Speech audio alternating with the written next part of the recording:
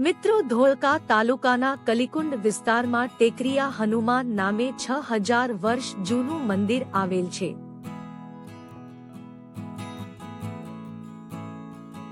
હનુમાન જયંતીના દિવસે હજારો શ્રદ્ધાળુઓ હનુમાન દાદાના દર્શનાર્થે આવે છે.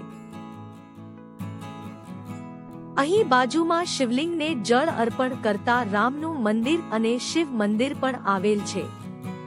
મિત્રો, જો તમને આ વિડિયો ગમે તો લાઈક કરો, શેર કરો અને અમારી ચેનલને સબસ્ક્રાઇબ કરો.